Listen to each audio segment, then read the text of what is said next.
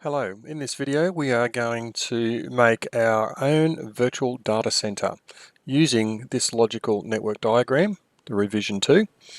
We have a primary domain controller already installed, two Hyper-V servers, HV1 and HV2. The primary domain controller is already a domain controller, and HV1 and HV2 have joined the domain. We also have all of these networks set up and IP addresses in place, and it's been tested and all works. So it's just a matter of configuring the high availability, the live motioning, and testing that to make sure that everything works. In order to do that, we are going to have to add another drive to this primary domain controller in order to contain the clustered storage, the storage for the HV1, HV2 cluster. It's going to be located on this machine. So I'll just power up VM Workstation Player. And on the primary domain controller, we'll edit the virtual machine settings. And at the moment you can see one hard drive with 9.9 gigabytes currently installed. We're going to add another hard drive. So next, we'll leave it at NVMe, which is recommended. Create a new disk. I'm going to call this 100 gigabytes. We're going to store it as a single file,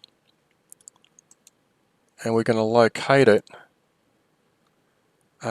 in with the virtual machine on the PDC. So it's PDC, this is PDC 0. So, and we'll go finish. And we're going to add a second drive because we're going to mirror these two drives.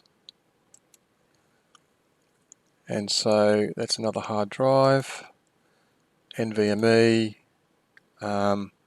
create a new disk, store it as a single file, but make sure it's 100 gigabytes.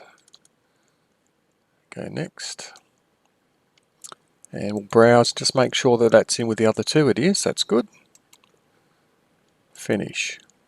Okay, so you can see I've got these two additional 100 gigabyte drives on this machine now, so we'll go OK on that. And we'll power this machine up.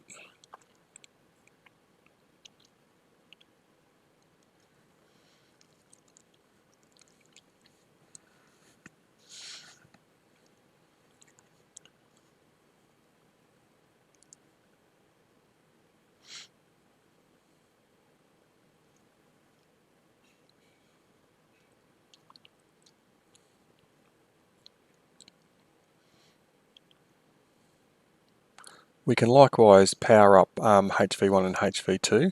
So I'm going to need a new instance of VM Workstation Player running for each one of those. If this was just VM Workstation, we could run all three within the same instance of the program. But because it's the player version, you have to run a complete instance of the program for every virtual machine. So let's open that.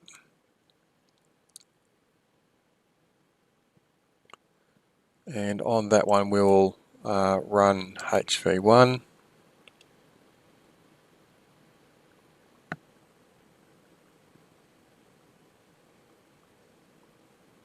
Okay, so we'll play that one.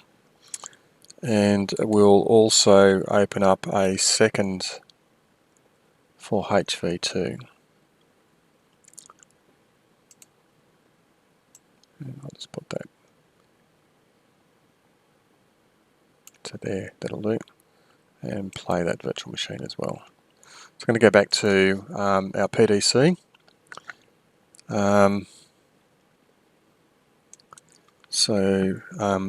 Inject a Control-Alt-Delete, so you can either do that by hitting the three buttons here, or you can click in here and type Control-Alt-Insert, and that inserts a Control-Alt-Delete in there. Type in your password, and we're into the domain.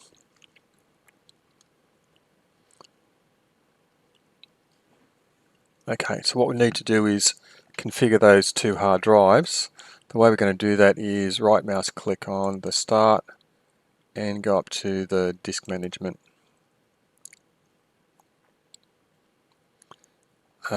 We can see both disks, and we want those to be MBR disks. If we just raise that a little bit, we can see those two unallocated drives. What we can do is right mouse click on one of those and go a new mirrored volume. It runs the wizard. I'm going to add the second drive in. Then I'll make a mirrored 100 gigabyte drive. I'm going to call it drive R for RAID. Next, and I'm going to call it RAID. And we'll perform a quick format and go next. That's the summary. Let's finish it. It'll convert them. These will become red once they're done. And we'll have another single drive R. So there's drive R. And this will be the repository for all of our iSCSI disks that are used as the cluster storage. It's a storage for both HV1 and HV2. So you can see here we've got Hyper-V installed already on this machine. We probably don't need it that much, but it's there. The file and storages, if I click on iSCSI, to install the iSCSI target server, it says add roles and features wizard. So we'll go to manage, add roles and features, and next, and if we expand out the roles, if we expand out the file and storage, and the top one there, we'll be able to see an iSCSI target server, that one there. That's what we need. Next, and install.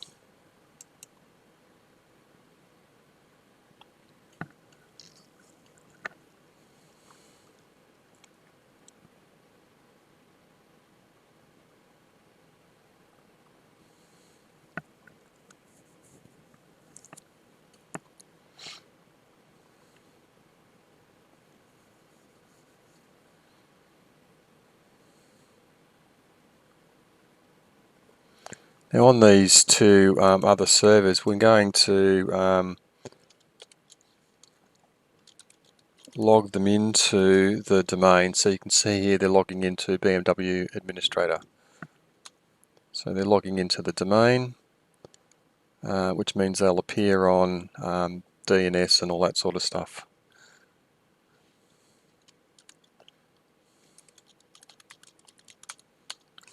So we just need to make sure that they're actually up and running, and that's succeeded, so we can close that. If we run the tools and look at Active Directory users and computers, we will see in the domain controller shows the PDC, and the computers will show HV1 and HV2, so you can see that they're members of the domain. Okay. So now that we've installed the iSCSI target service, we can click on this thing here for a wizard to create virtual disks. And it's, the PDC is online, it's not clustered, and we're going to use drive R. And we're going to go next.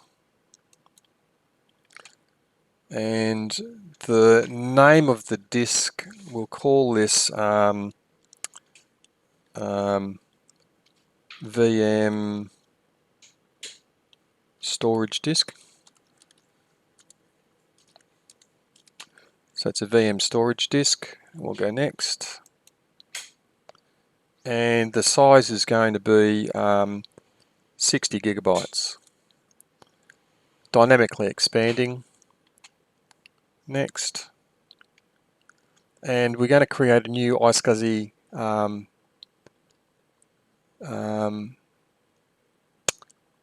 target. This is the connector that the clients will use. So the name of this is cluster storage. That's what I'm going to call it. Next. And I'm going to add the machines. As per the diagram here, I'm going to use the storage network, which is the 10 subnet, so it's 10.10.10. So this is 230, 231, 232. Okay, so back to here. So we're going to browse and find in the domain. Oh, sorry, click on that. Advanced, find now. There's HV1 and HV2. I'm not sure whether I can collect both at the same time, so I can't. So just one at a time. Let's add that one in. And go OK.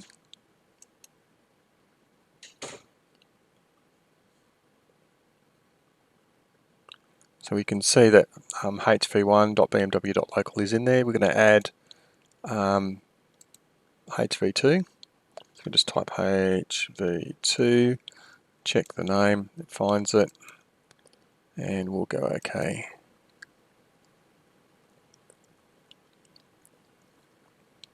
Okay, so we've got the two, HV1 and HV2. They're the initiators. They are the ones that are allowed to access the target drive. Next. We're not going to bother with encryption. Authentication. So that's a summary, confirmation. We'll go create.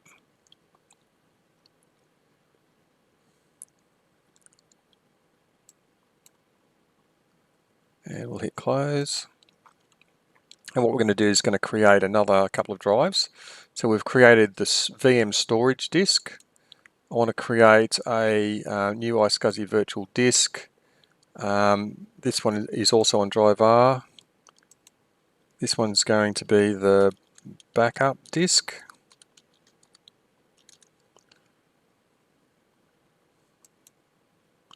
I'm going to make this one 30 gigabytes, dynamically expanding, and we're going to use the same targets that are allowed to access.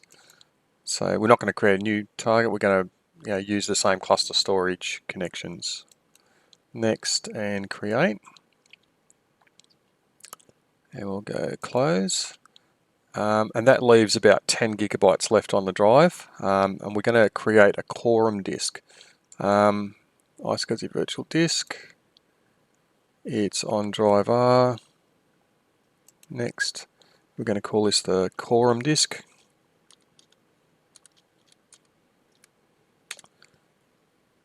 Okay. And it's going to be 10 gigabytes. Dynamically expanding. And we're going to use the same targets. Go next and create.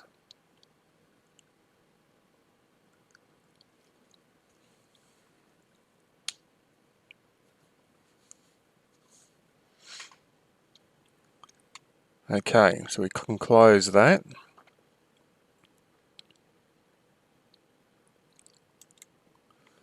Okay, so we've now created the iSCSI virtual disks, and what we need to do now is to connect these to HV1 and 2.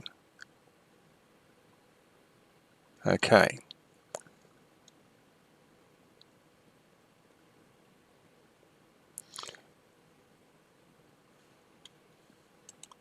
So HV1 and HV2 are going to connect to the drives the iSCSI drives that are on the PDC. Okay, so to do this, we're going to go to Hyper-V1, and in here in the command prompt, we're going to type in iSCSI cpl.exe, and this runs the little program allows us to configure the initiator to connect to the target that's on the PDC. It tells you that the iSCSI service is not running, but press yes and it will start it so that it automatically starts every time the computer starts. So we'll go yes. It'll come up with the program's dialog boxes. And in here, what we need to do is type PDC and do a quick connect. It finds our PDC cluster storage target. It's connected. I am going to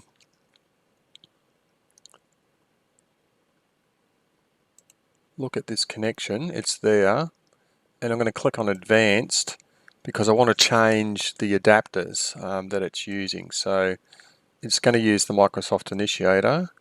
The initiator IP address is the 10.10.10.231, and the target is the 10.10.10.230 with that port number. Okay, and I'm going to go okay.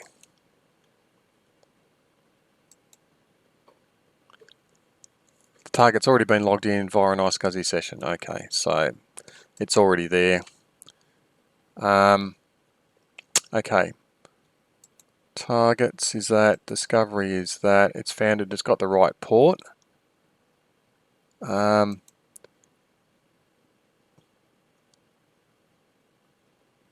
If I refresh that, it says default IP address. Okay, we'll just leave it. And we'll go to volumes and devices, and we'll just auto configure it. And it finds the 3 iSCSI disks, and we're going to go okay. Okay, so that means this machine now has the 3 iSCSI disks connected to it that were on the target. We're going to do the same thing on HV2. So HV2, we're going to go iSCSI cpl.exe, and we'll say yes to run the service.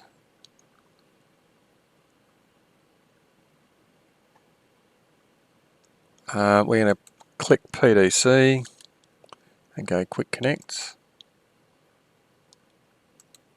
and go done. And again, I don't think I can go advanced and change these things. That's what I would like to have done, but I think it will have the same dummy spit as I did the last one, saying it's already connected. Yeah, it's already been connected. Okay, so here is all we really need to do. The discovery is there, it's found it, it's going to use the default stuff. So we go to volumes and just hit auto configure. It'll pick up the 3 drives and we'll go okay. Okay, so that's fairly easy that we've connected both HV1 and HV2 to the targets, but at the moment they're just raw drives, so not much help. We need to make them particular drives with drive letters and all that sort of stuff. So we're going to do that by managing HV1 and HV2 using the Windows Admin Center, which is this little thing down here. So you need to install it if you haven't already. And it pulls up a browser window, and I've got these things already in place. But let's just, there are extensions with pending updates. We've opted automatic updates. Okay, so let's do the updates. I'll clear this out and we'll, because it normally restarts. And what I'll do is updating the extensions, failover cluster tool, localhost. Okay. And we're going to go okay, and it will generally restart it. Yep. What I'm going to do is I'm just going to delete all these previous ones. I'm just going to remove them. And we're going to add in the machines that we've just created now. So we're going to add in a server, and I'm going to go HV1.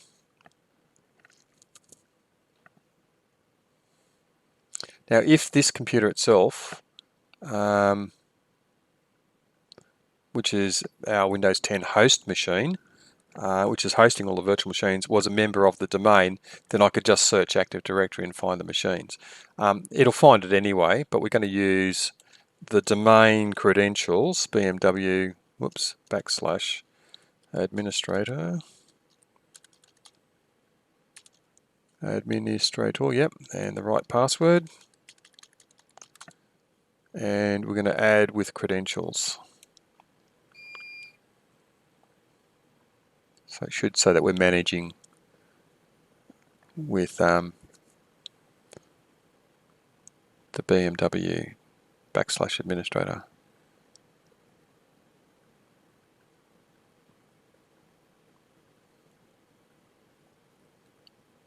It's validating the name because it's found it in the domain, which is good. So it's a little bit tedious waiting for the admin center to work, but we've got it. So I'm going to connect to that.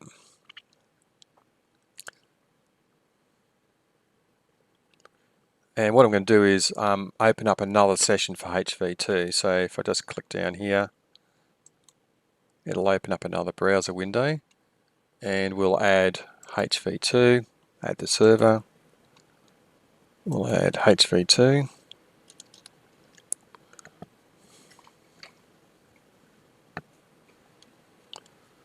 and we'll use the same account, BMW / administrator, and the password.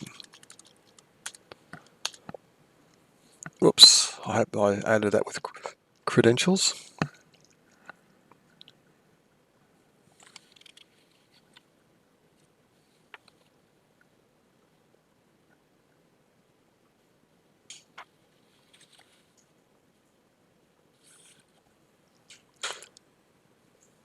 It's just validating the name at the moment.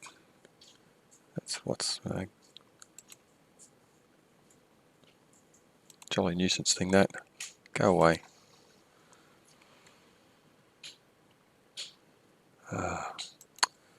Nuisance. Okay, so I've got HV1 and HV2. So let's connect this one to HV2.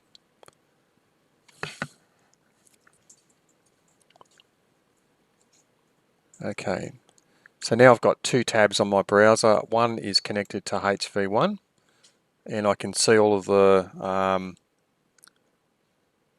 activity that's happening on this machine, and the same with HV2, same thing. Okay, so let's go to HV1, and what we want to do is go down to the storage. Now we can see here the three drives that we've got. They're not initialized because they're just raw disks, but we can see the 60, the 30 and the 10. So the 60 is the virtual machine storage, the 30 is the backup storage, and the 10 is the quorums storage. Okay, so what we want to do is initialize the disk.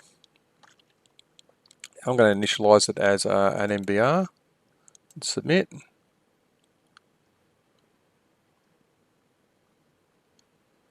And I'm going to do the same on disk 2, initialize the disk as an MBR and submit. And the same thing on disk 3. Initialize the disk and make it a master bit record and submit it. Okay, I'm going to do the same thing on HV2. Storage. It sees the disks again as not initialized, so we're going to go initialize the disk, make it a master boot record and submit it. Same thing on 2. submit, and the same thing on disk 3, master boot record. Okay, so it's consistent. Both machines see these as master boot record disks. So what we're going to do now is back on disk on HV1 is we're going to look at the volumes. Okay, so let's go create the volume. So on this one, this is our virtual machine storage. So I'm going to call this drive V for virtual storage. The volume label is going to be VM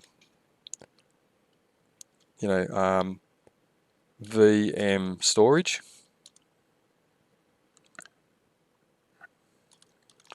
So this is where we put our virtual machines. NTFS, we're going to use the maximum space available, 60 gigabytes, and I'm going to go submit. So that should be no longer unallocated, but now allocated. So on the disk 2, we're going to also create another volume. This was the backup. Whoops, let's just go cancel and just make sure. Yeah, the 30 gig, this is the backup disk. Let's go create a volume. Backups are what I call plan X. If everything goes wrong, pull out plan X. So I'm going to call this drive X. This is going to be the backup. Just backups will do. Use the maximum space, the 30 gigabytes. Submit it.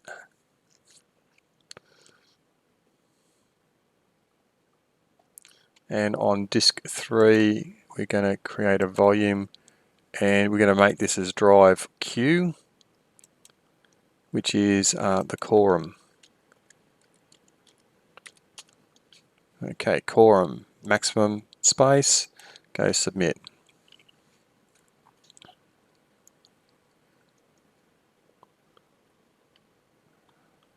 Okay, so on HV2, what we want to do is go to volumes and see if it picks up the volumes. It doesn't as yet.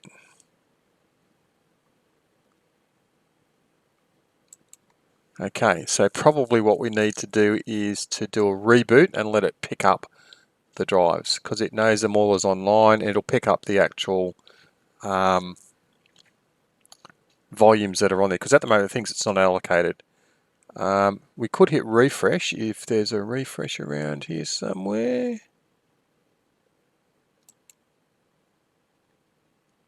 I can't see a refresh at the moment, so oh yeah, there's a refresh. Doesn't show us anything. Okay, so let's reboot this machine. So if we go to the overview and tell it to do a restart.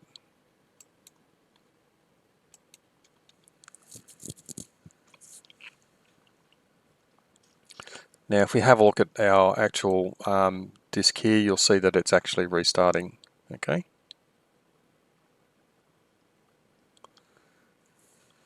And just down here I'll be able to see when it's actually restarted. And what we'll do is we'll log it back in again. So let's click in there, give it the password, let it log back in again.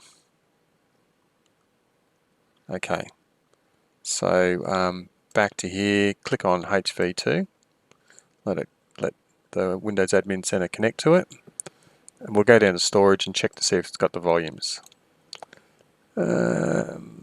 Storage. It's probably got the wrong drive letters, but that's okay, we can fix that. Volumes. You can see it's now got quorum, VM storage and backups. They've got the wrong drive letters, but we will change those drive letters here so that they match. So this one here, we need to edit the volume properties. And we need to change the drive letter to drive V for VM storage. And go submit.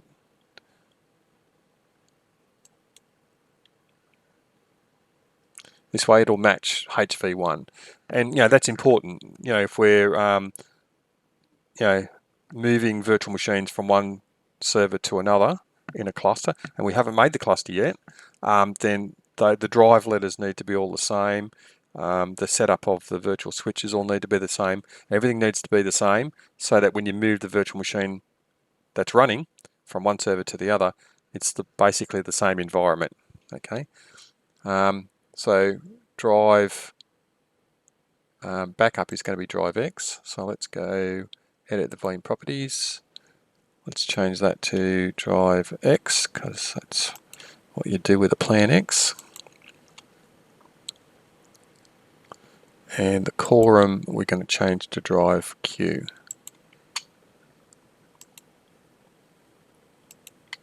Submit. Okay. So now what we've got is both machines set up the same way. So if I look at the volumes on HV1, you're going to see backups, quorum, and VM storage. On here, backups, quorum, VM storage, same drive letters on both machines, and that's exactly what we need. Okay. The next thing that we need to do is to install the failover clustering. Okay, so on here we've got roles and features. Okay, so let's go to HV1, roles and features.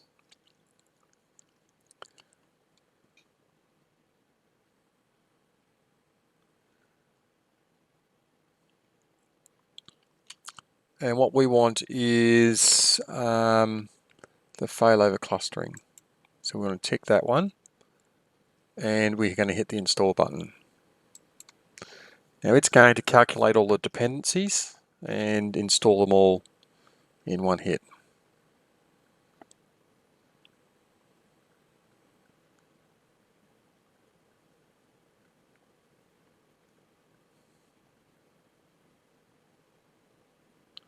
And then I think it'll do a reboot. So it's all these additional things. RSAT, feature administration tools, clustering tools, all those sorts of things. We're going to reboot the server automatically if required and hit yes.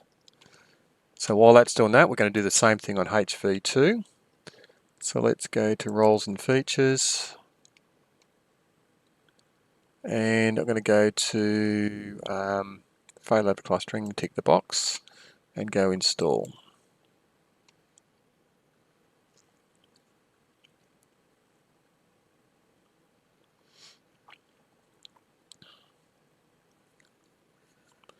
We're going to reboot where we need to.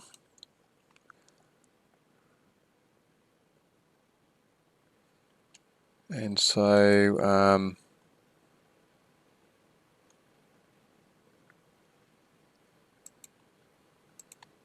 what we're going to do is have a brief check to see whether they've done a reboot. That looks like it's doing a reboot. Yep, it's done a reboot. And this one's in the process of doing a reboot. So on this one, we're going to go restart. You can see it's got working on features, don't turn off your computer. And this should be the same. When it finishes rebooting. Back on HV1, it's back to the login. So let's click in here and type the password. So it logs back in again. Okay, HV2, it's working on installing the features.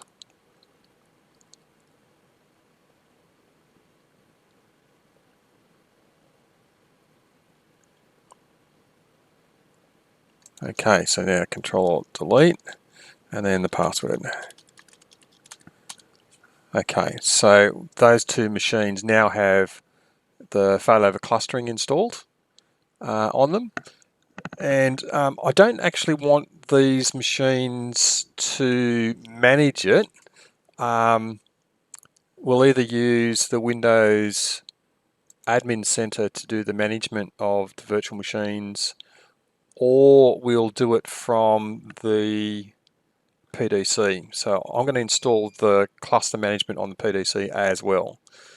So let's go to the PDC.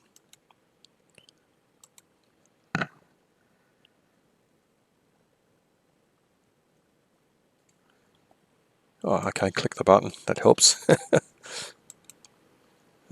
Control Alt Insert. Helps if you can type password 9. Okay. So I'm going to go back to adding roles and features. I'm going to go next, next, and it's not on this list because it's a feature, not a role. Okay. So the failover cluster manager is all on here. Failover clusters, it picks all the right things, and we're going to go add whatever features, click next, and go install.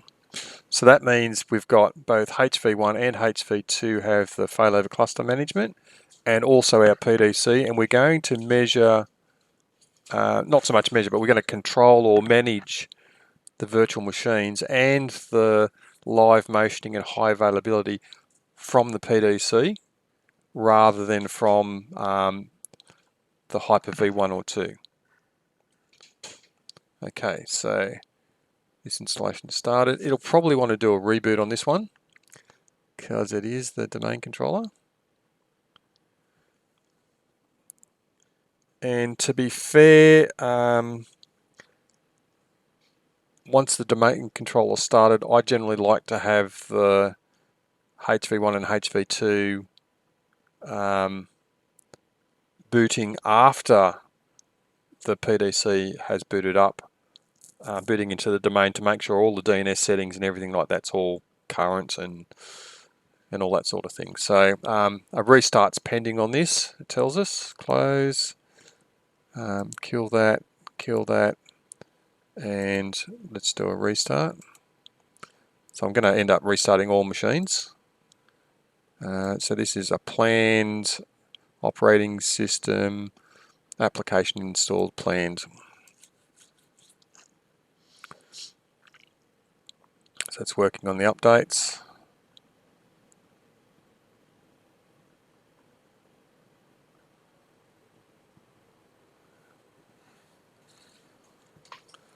Okay, so that's coming back up again.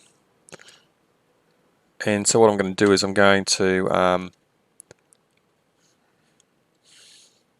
reboot HV1 and HV2 as well. So here's HV1, restarts 12. Yes, and we'll do the same thing on number 2, 12, 12. Yes. Okay.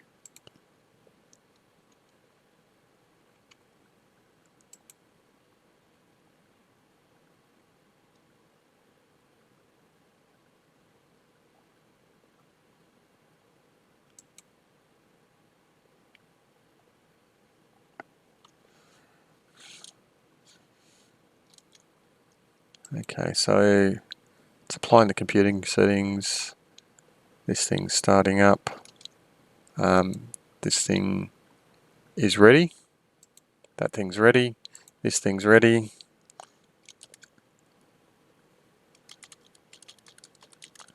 Let's log the domain controller in first. Let's log our HV1.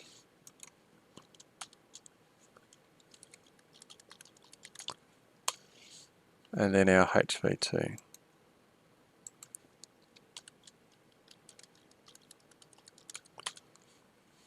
Okay.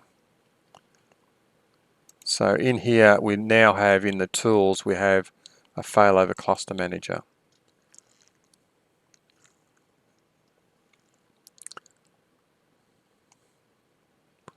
I don't want to manage this with that. So there's my cluster manager. And so what I need to do now is to validate the configuration that we've currently got. So I'm going to click on this button over here. There's another button down there. Don't show this page again. Go next. Here we're going to select the HV1 and HV2. So we go advanced, find now. It'll find all the machines in the domain. And we're going to select both HV1 and HV2 and go OK. It finds them both, puts them both in the list. Okay, so there they are. I'll go next. And we want to run all tests next. And we're going to hit next. So this can be a little bit tedious and takes a little while. Oh no, it's making a liar of me. It's screaming through it. That's good. Normally it's a little bit slower. So once it's actually validated the configuration, we'll actually create the failover cluster and we'll just tell it to add all the disks at that time. And then we're pretty much up to the point of testing it all. So we'll just see how it goes. The creating of the virtual machine after we've created the cluster, we need to look at the creation of a virtual switch first, which we'll do via the Windows Admin Center remote control. Okay.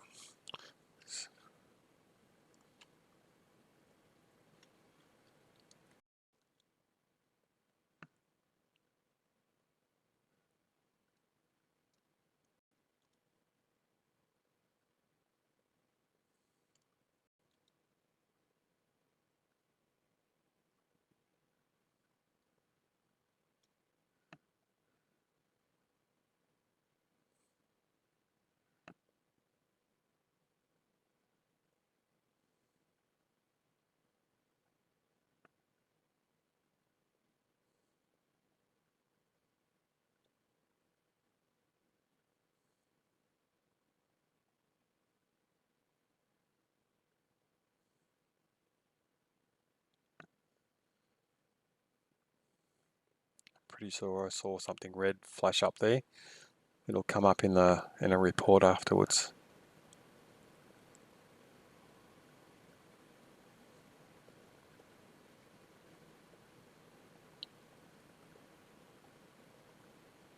This is testing the network communications. Remembering we've got 4 network cards in HV1, HV2 and 3 in the PDC. And there are some specific cards for cluster communications, which... Okay, so it's finished. So what we can do now is we can see basically success. I'm pretty sure one of them at least had a fail or a warning, so let's have a bit of a look.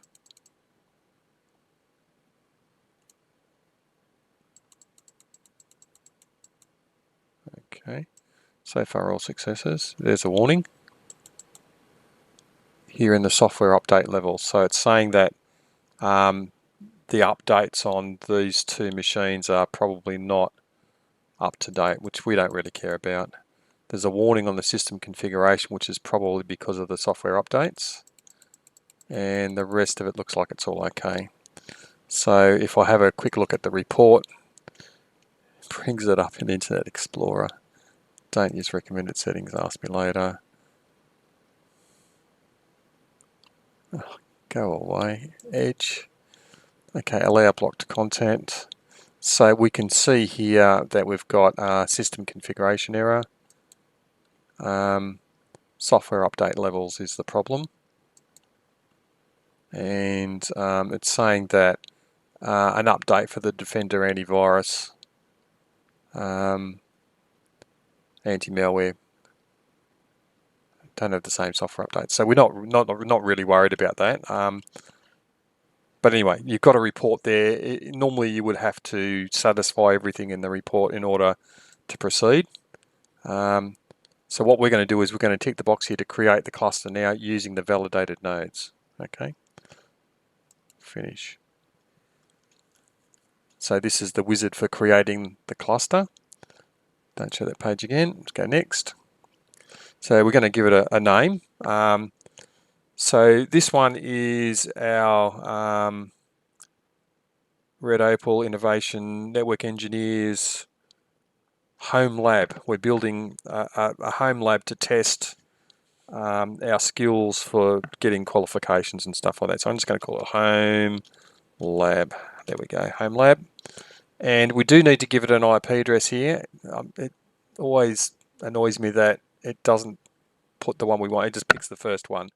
Now, we've got the PDC on 1.230 and the, so if I just, PDC's on 1.230, HV1 is on on 1.231, HV2 is on 1.232. Now, what I'm going to do is I'm going to leave a couple of IP addresses in case we wanted to add other machines later on. So I'm going to pick 235. So I'm going to leave 233 and 234. I'm going to make my next IP address is, the cluster IP address is 235. Okay, so let's go back to here. I'm going to make this 235 and go next. So this is the cluster address called Home Lab. We're going to add all eligible storage to the cluster.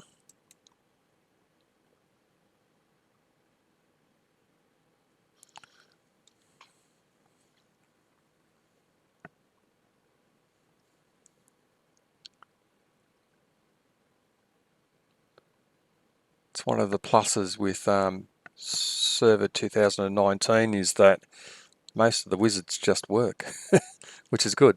And there's to view the report. Here's the summary. So these are the two nodes. That's the new cluster name. And it's given a disk majority to cluster 2, which is sort of like the quorum. And we've got an IP address. So we could view the report, but I'm just going to go finish. And in here we'll see we've now got this homelab.bmw.local, which we could expand, and we've got some stuff here that we need to play with. Now, we've just created this failover cluster. What I wanted to do is just whiz back to, we'll come back to this failover cluster manager. I'm just going to open up the Active Directory users and computers. And HomeLab now comes up as a new computer in the domain. Now, this home lab is actually HV1 and HV2, but it comes up as a new entity within Active Directory. And even though it's just the one entity, it's actually made up of the two parts, HV1 and HV2. And we'll also see that in DNS as well. So if we go to DNS, you'll see home labs there at 1.235, exactly what we thought it should be. Okay, so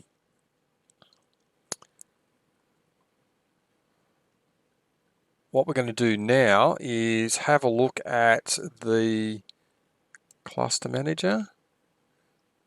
And there's a few things we can do in here. And we also need to create a couple of virtual switches that are set up identically in HV1 and HV2 that we can attach any virtual machines that we create in this cluster manager. So that if we flip the machine from the virtual machine from HV1 to HV2 or vice versa, then the whole environment is the same. So first thing I want to have a look at is storage. So on the storage here, on the disks, we just see these things, okay? Now, the good thing is that the 10 gigabyte disk is classed as the witness disk or in the quorum. Okay, so what I'm going to do is I'm going to rename that properties. I'm going to rename this to quorum. Okay, so now it's called quorum. So this one here is the 60 gigabyte, so that is the virtual machines. Right mouse click properties. I'm going to call this VM storage.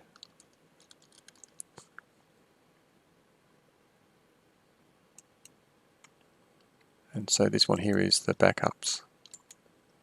Properties. Backups. I just like to name things so that it's, you know, you don't get confused later on, possibly. Okay, so that's the disks. Now, this was created for us automatically, but there are ways to do that. The other thing I want to have a look at next is networks. And what we can see is 4 network cards, and we can see cluster and client, cluster only, cluster only, cluster only. And what can we see about it is that doesn't tell us much. But we can see that this one is the one network, okay? So basically the management network, I don't want any cluster traffic on. That's just remoting. All the other networks can be cluster and client as far as I'm concerned. So let's go to 2. That's our storage network. So can I actually rename this? Properties. Okay, I can. Okay, so this is the one network. So this is ticket out to the internet. And we want to allow both of these things. That's fine. Network 2, properties. This is the 10 subnet. So this is going to be the storage network. And we want to allow clients to connect through that network.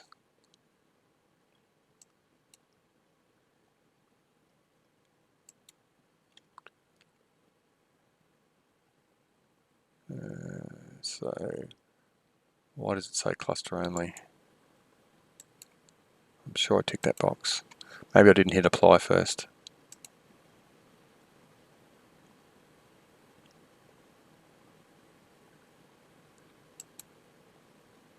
Whatever. Clustering clients, okay. So that's internet storage 3. Look at the properties. This is the management network.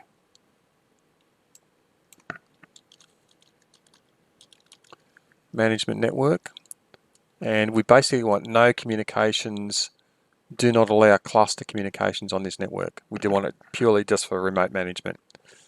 And we're going to go apply and go OK. So none, and this one here is the heartbeat network. So we're going to go heartbeat. Heartbeat network, and we want to allow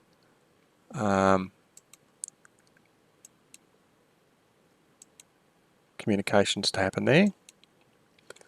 Okay, so we've now renamed all our networks. So we know exactly what they are, and we've made sure that we've got the right sort of usage through the networks as well. So we've got storage and networks done. The nodes show the 2 HV1 and HV2, and no virtual machines running. The roles, we don't have a role as yet, but when we create the virtual machine shortly, then we will do that. But first of all, what we need to do is create the virtual switches on HV1 and HV2. Now to do that, we're going to go back to our our Windows Admin Center. So in here, we're going to go down to the virtual switches down the bottom here.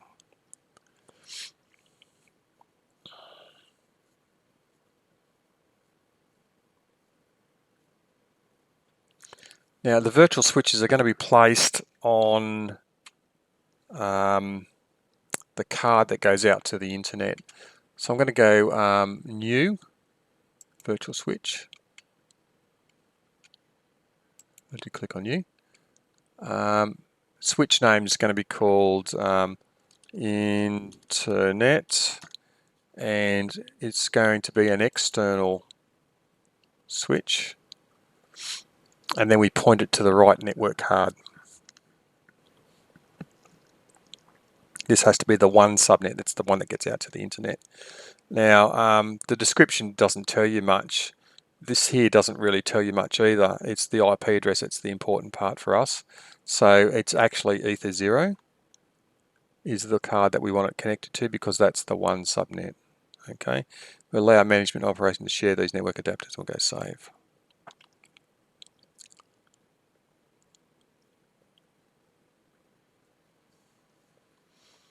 Okay, successfully created. We hit the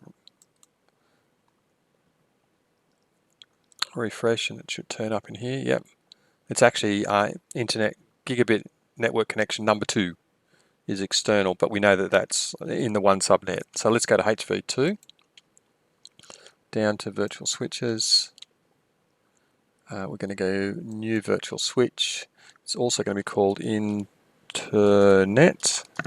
absolutely identical, and it's going to be an external type of switch, connects to the outside.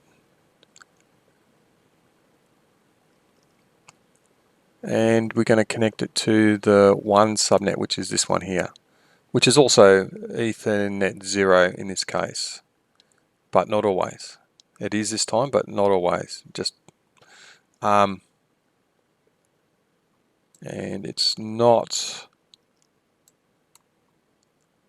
number 2. This is the description is different. So Ethernet 0, which was the right IP address, is a different description to the operating system, so that can be confusing. So this is why I advocate that you do it here, because we can see the IP address and we know that we're connecting it to the one subnet which goes out to the internet according to our network diagram here. So this one, all these things are bridged to the physical card and go out to the internet. Okay, so this thing should complete.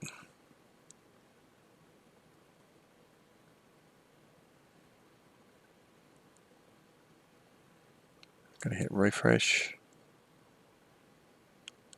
Sometimes it loses connection to the virtual machine once you've created an internal switch, but we can see it. So, and you can see that that's gigabit network connection nothing, and on this one it's gigabit network connection number 2.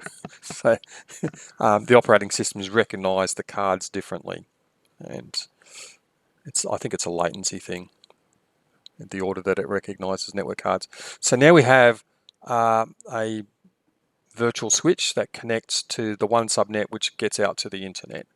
So now we can go back to our PDC here and create a new virtual machine. Roles, we're going to create a new virtual machine on HV1.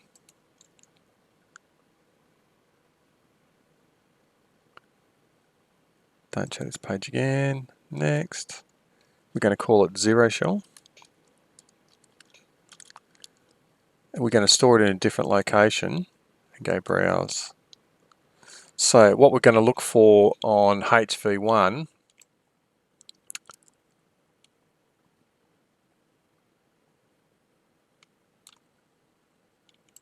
is, you can, the drives are popped up.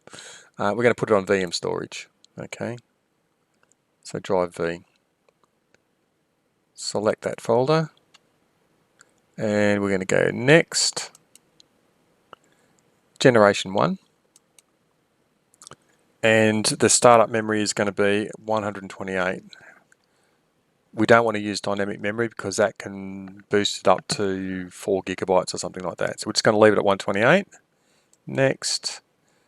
The connection is going to be this internet connection, which is the external one that goes out to the internet. Go next. The disk size is going to be 8 gigabytes.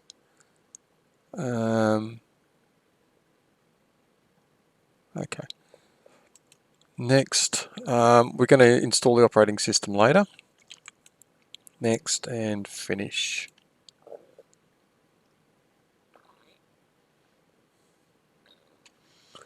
Okay.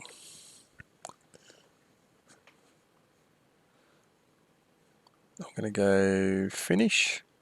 Now I'm going to, it's off, it's down at the moment. I'm going to actually create, I just want to have a look at in the creation wizard whether it sees something in HV2.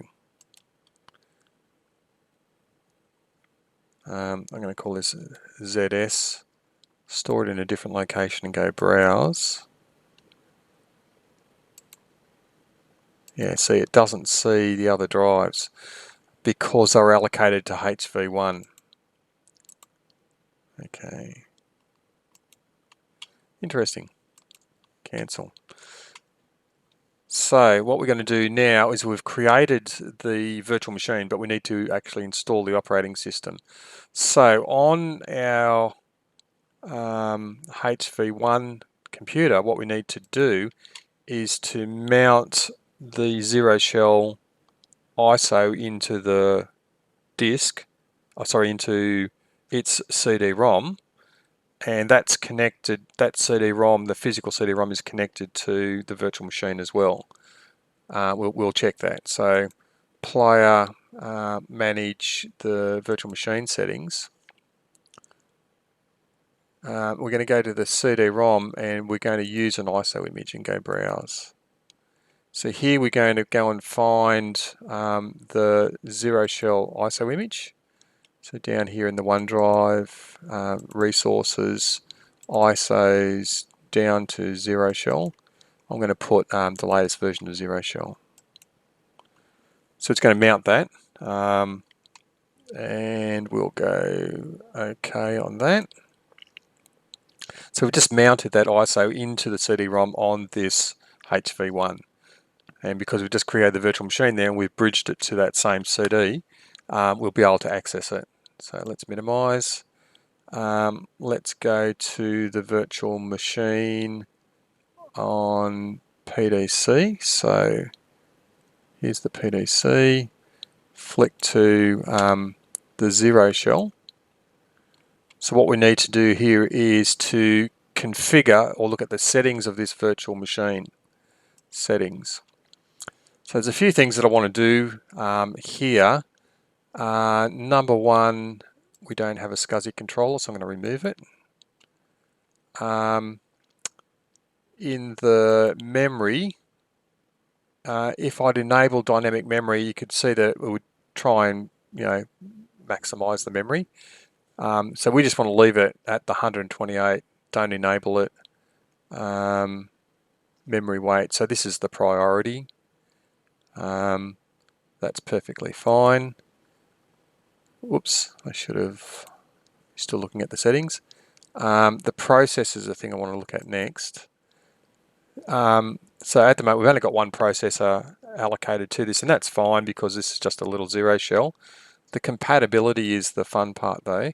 If we're going to migrate this virtual machine between two different servers in a cluster that have got a different CPU, even if it's just a slightly different model CPU, then it's good to actually tick this box here to allow the migrate to a physical computer with a different processor version. So always a good idea to tick that box.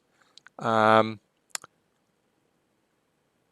on the DVD drive here, currently it's none. What we want to do is connect it to the physical drive, which is where our zero shell has been mounted as an ISO on the HV1 machine, because this zero shell's on HV1. So we're going to go, is there anything else we need? No, we'll just go, okay. So what we're going to do is connect to that, and then we're going to start it. So you can either click start there or start here.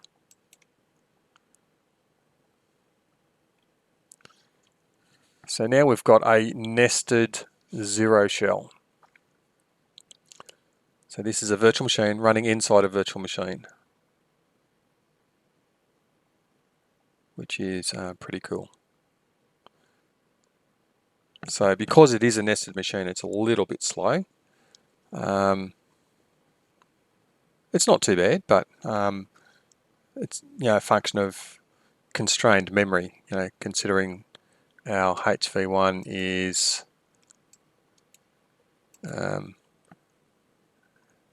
now using a bit more memory, so we're up on the memory as it installed.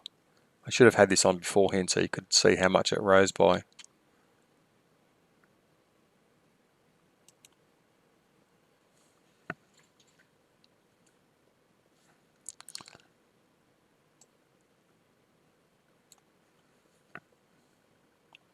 So you can see the memory to the side there. And what we're going to do is we're going to install this zero shell onto that virtual machine's hard drive and set the network card to be dynamic. We've only got one network card on this, which is quite well. It will have. It has only got one network card. So we go A for installation manager, 1 to put it on the disk, yes to continue, take the default, so it prepares the boot partition and then loads the ISO onto it, onto the disk.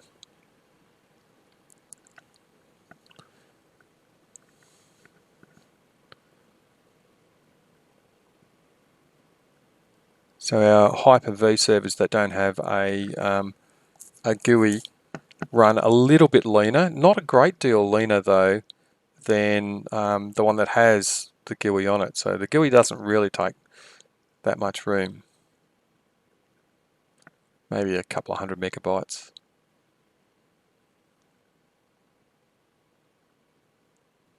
It just means this machine's got a little bit of headroom. We're only using 1.2 gigabytes out of the 1.5 at the moment, and it still thinks it's got 280 megabytes free, which is good.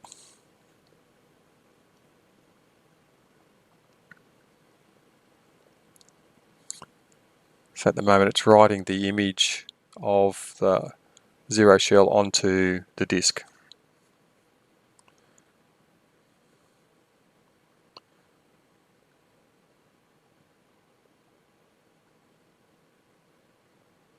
Okay, so we do want to create a default profile. So accept the default, just accept all the defaults.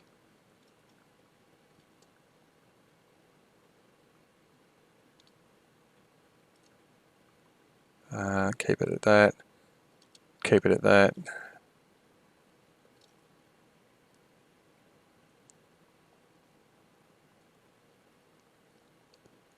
So it creates the profile, it's done, go back to the command menu. So what we do now is shut this down, take the CD-ROM out and boot up off the hard drive that's just had the operating system installed. So H to shut down. And you can see it's starting to drop the amount of memory that we're using.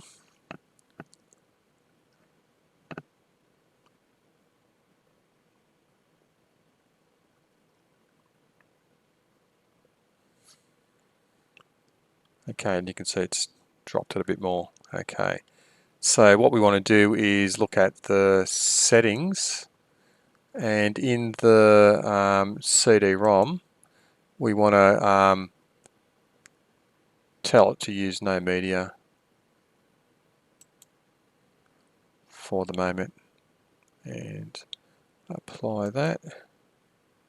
So there's no disk in it at the moment in the CD-ROM. So again, we'll go to start that. Before we look at that, let's look at the network card. So let's go back to the settings.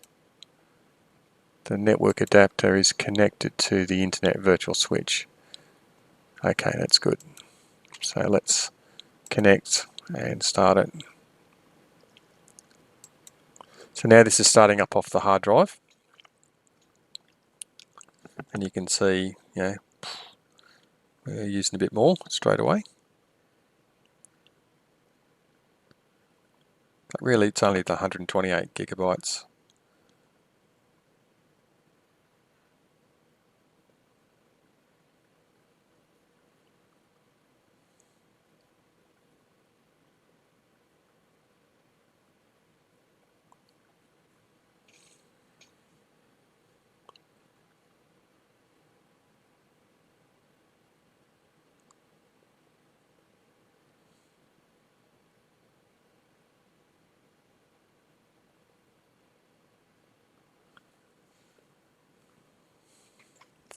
So when it's starting up off the hard drive, it's actually reasonably fast once it's installed.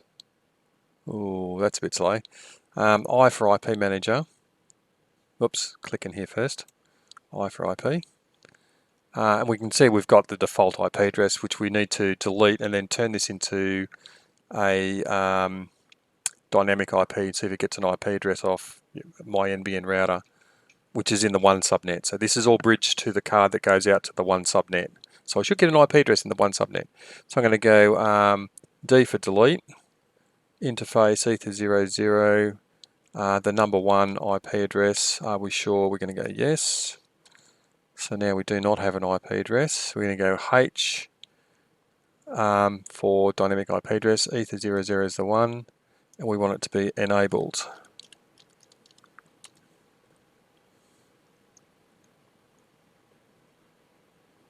And you can see that we've got an IP address of 192.168.1.87, which is out of the one subnet from the DHCP server that's on my NBN router. So I'm going to go quit. That's a good thing, by the way. I'm going to go S for shell prompts, and I'm going to go ping 192.168.1.254, which is the NBN router. Control C to stop it.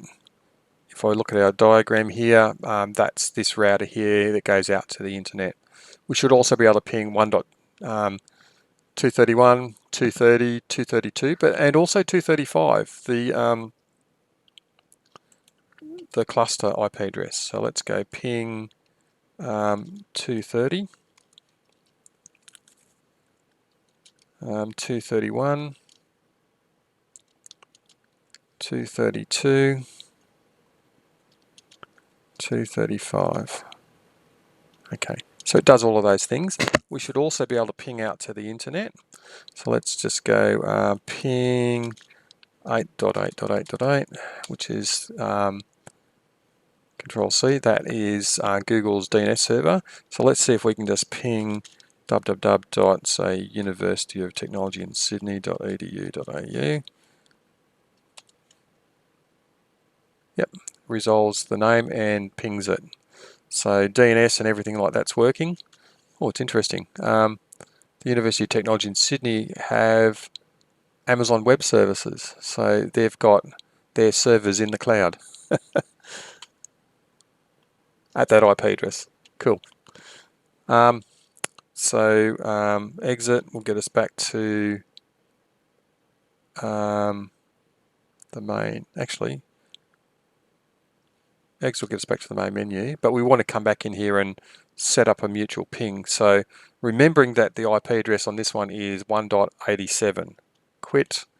So I'm going to start up a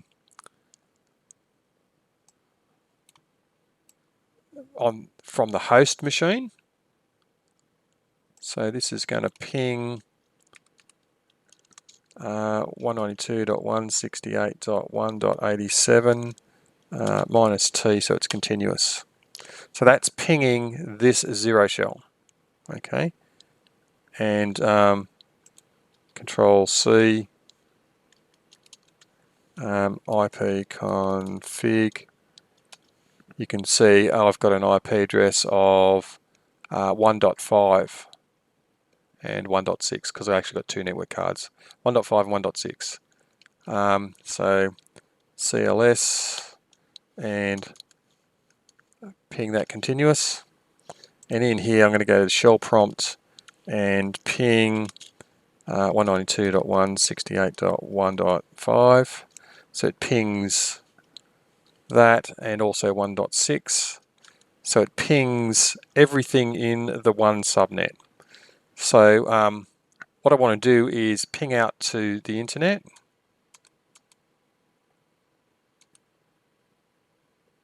Google's server is good enough. While this machine is pinging the router.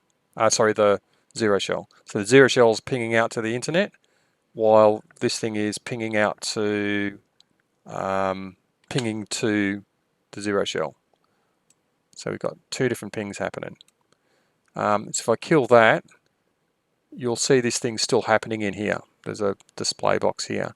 So what I want to do is I want to move this virtual machine. I'm going to hit move, and I want to live migrate it to the best possible node. So it turns it off and it restarts on HV2, and you can see I lost one ping. That's it. Okay. This thing here, if I hit connect,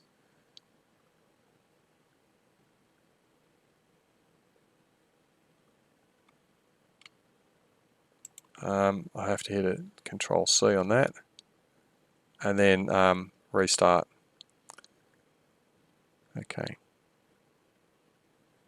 It was running, but it just wasn't displaying on the screen. Okay, so we're going to try the same thing. I will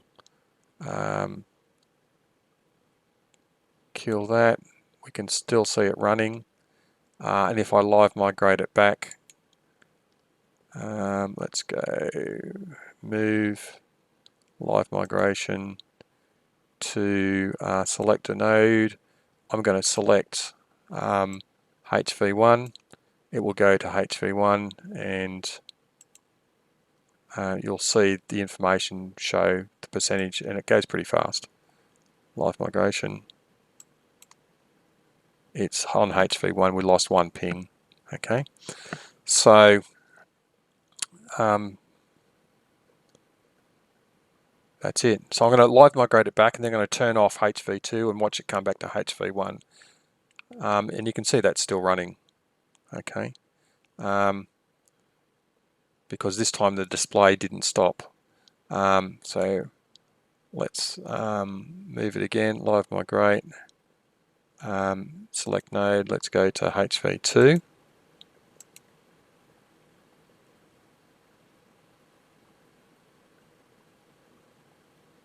You can see it's come back. It lost one ping. We lost one ping here. Okay. So this thing's still running. We're still running here. And it's gone to HV2. So what I want to do now is I actually want to turn HV2 off. Okay. And watch this migrate back to HV1. And that's the testing that we need to show. So let's go back to our HV2.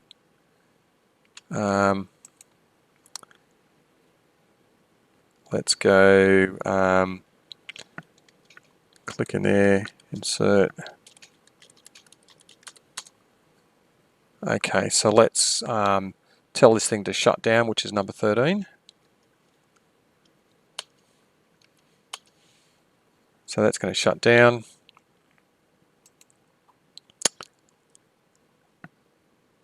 It timed out, we lost one ping, and it flicked to HV1. Okay, so it was on HV2, flicked to HV1. And if we have a look at the nodes, you'll see that HV2 is now down. Okay, So I'm going to put HV2 back up. This thing will come back up. But the role or this thing will still stay on HV1.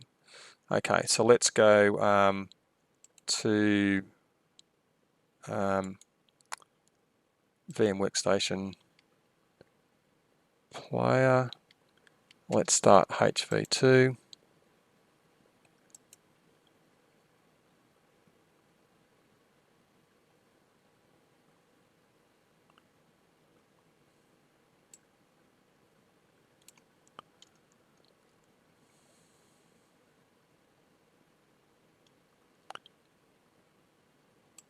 Let's move it over here in the road.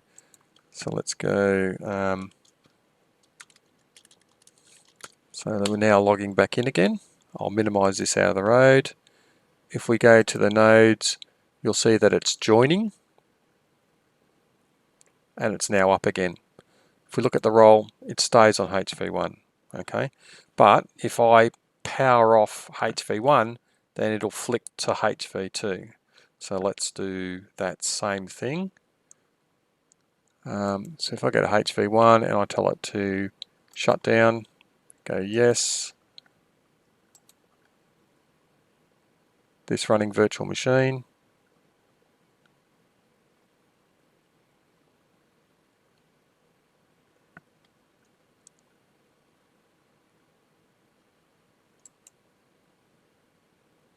It's draining.